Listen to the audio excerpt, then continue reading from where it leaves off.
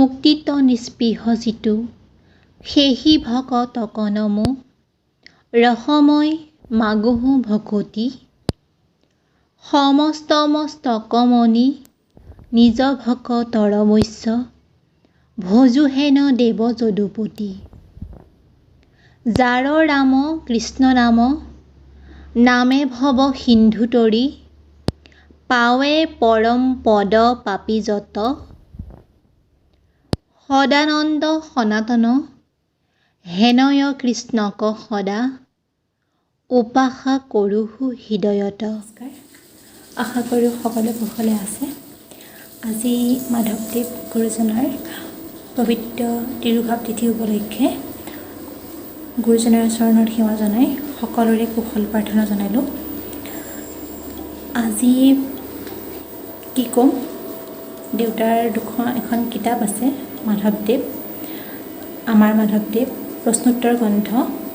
আচলতে মাধৱদেৱৰ ওপৰত লিখা কিতাপ কম, তাৰোপৰি প্ৰশ্নোত্তৰ গ্ৰন্থ হিচাপে দেউতাই এখন খুব কষ্ট কৰি যুগুত কৰিছিলে, বহুত অধ্যয়ন কৰি। গতিকে সেইখনৰ বিষয়ে আজি দেখুৱাবলৈ ওলাইছোঁ। আহকচোন, মই থৈ দিছোঁ যুগুতে তাৰ মাধৱদেৱৰ ওপৰত কিতাপখন চাওঁ। এইখন দেউতাৰ কিতাপ আমাৰ মাধৱদেৱ প্ৰশ্নোত্তৰ গ্ৰন্থ কিশোৰ কিশোৰীসকলৰ বাবে।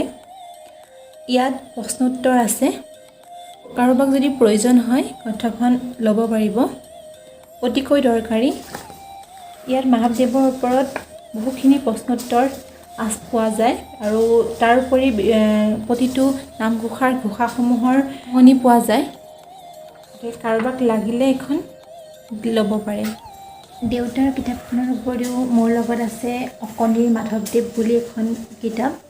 এইখন ল'ৰাটোক কিনি দিয়া হৈছিলে সি সৰু থাকোঁতে মাধৱদেৱৰ বিষয়ে জানিবলৈ। এইখিনিতে আন এটি সৰুতে কৰা ভাল লগা কাম এটা আপোনালোকক জনাবলৈ বিচাৰিছোঁ। আমাৰ যেতিয়া স্কুল বন্ধ হয়, কোনো তিথি উপলক্ষে বা শংকৰদেৱৰ তিথি পতা যায়, তেতিয়া স্কুলত আয়োজন কৰা যায়।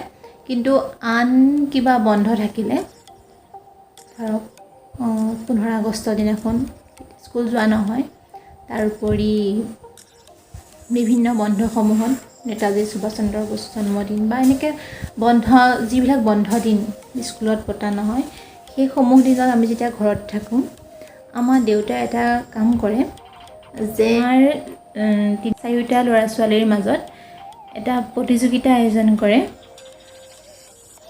পুৱাতেই কৈ দিয়ে যে আজি আবেলিলৈ এখন কুইজ প্ৰতিযোগিতা পতা হ'ব বা আকস্মিক বক্তৃতা প্ৰতিযোগিতা পতা হ'ব তোমালোকৰ মাজত, আৰু পুৰস্কাৰো ঘোষণা কৰি দিয়ে যে পুৰস্কাৰ হিচাপে যদি যাৰ ভাল হয় প্ৰথম 3জনক, 4টা ল'ৰা ছোৱালী আমাৰ, প্ৰথম 3জন বা এনেকুৱা এটা কয় যে এইটো চকলেট দিয়া হ'ব বা ফুৰাবলৈ নিয়া হ'ব। সেইমতে নিয়েও ফুৰাবলৈ লৈ যায় আমাক গোটেইকেইটাই পাৰিলে।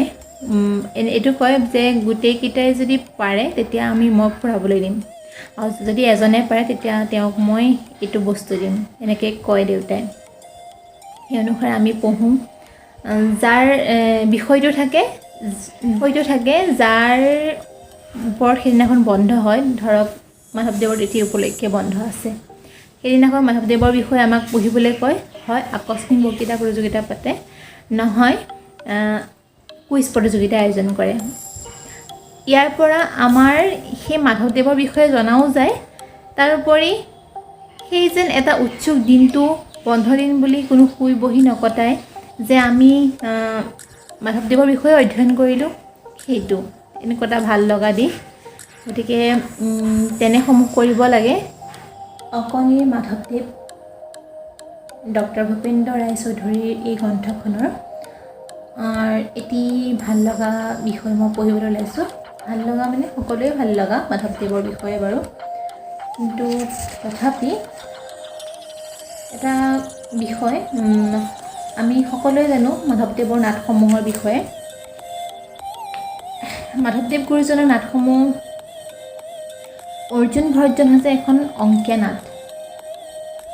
ইয়াৰ উপৰি চুৰ ধৰা, ভূমি লুটোৱা, পিম্পৰা গুচোৱা, ভোজন বিহাৰ, পুতোৰা খেলোৱা, ভূষণ হেৰুওৱা হৈছে ঝুমুৰা এইকেইখন।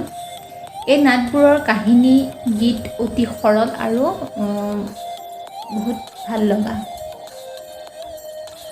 এই অৰ্জুন ভৰ্জন যিখন অংকীয়া নাট, সেই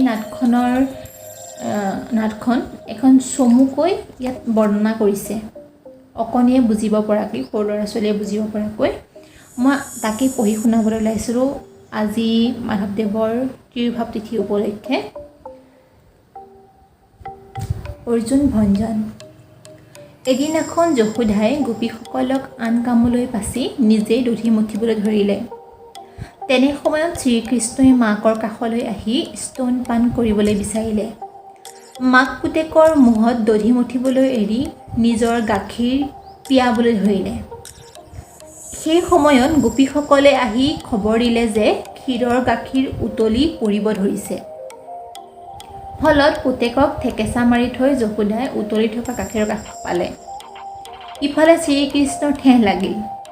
শ্ৰীকৃষ্ণই মাকে এৰি থৈ যোৱা খঙতে সকলো লৱণৰ পাত্ৰ ভাঙি বানৰবোৰৰ সৈতে খেলিবলৈ ধৰিলে। কিছু সময়ৰ পিছত মাকে আহি দেখে শ্ৰীকৃষ্ণই সৰ্বনাশ কৰিছে। মাকক দেখি শ্ৰীকৃষ্ণ পলাল। মাকে পিছে পিছে খেদিবলৈ ধৰিলে। শ্ৰীকৃষ্ণক যশোদাই কঁকালত ৰছীৰে মেৰিয়াই এটা উৰলত টানকৈ বান্ধিলে। গোপীসকলৰ বলৰামৰ মাতৃ ৰোহিণীৰ হাক বচন যশোদাই নুশুনিলে। বৰং গোপীসকলক এৰি নিদিবলৈ সকিয়নি দি নিজৰ ঘৰুৱা কামত লাগিলহি। শ্ৰীকৃষ্ণই কান্দি কাটি অস্থিৰ হৈ অৰ্জুন গছ দুজোপাৰ মাজেৰে পাৰ হৈ যাবলৈ খোজাত উৰলটো পথালি হৈ গছত লাগি ধৰিলে। ইফালে গছ দুজোপাৰ মাজেৰে সৰকি শ্ৰীকৃষ্ণই আঁঠুকাঢ়ি টানি দিলত উৰলত লাগি গছ দুজোপা উভালি পৰিলে। গছ দুজোপাৰ পৰা দিব্য ৰূপ ধৰি নলকুবেৰ আৰু মণিগ্ৰীৱ নামেৰে দুজন দেৱতা ওলাল। নাৰদ মুনিৰ সাউত এইদৰে দুয়োজন গছ হৈ আছিল।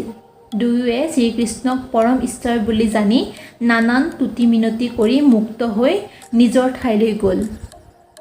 ইফালে গছ দুজোপাৰ মাজত পৰি থকা দেখি শ্ৰীকৃষ্ণৰ কিবা অনিষ্ট হৈছে বুলি হাহাকাৰ লাগিল। পিতাক নন্দই দৌৰি আহি পুতেকৰ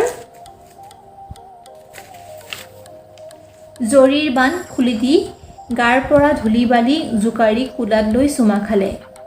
নন্দয়ে পাৰে মানে পত্নী যশোদাক গালি খপনি পাৰিলে।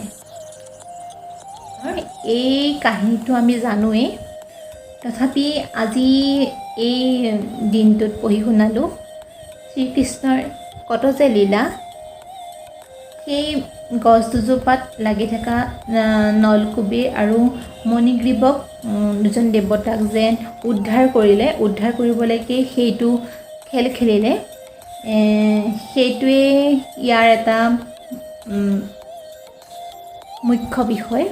কাহিনীৰ যোগেদি আমি বাৰু এনেকৈ ভাবিলে কেনে হয় যে আমাৰ লগত যিটো ঘটনা সংঘটিত হয় বা আমি দুখ পাওঁ, কষ্ট পাওঁ বা আমাৰ খং উঠে, আদি ধৰণৰ কামবোৰ কেতিয়াবা কিবা ভালৰ বাবেহে হয় বুলি ভাবি ল'লে, যেনেকৈ সেই দেৱতা দুজনক উদ্ধাৰ কৰিলে কৃষ্ণই।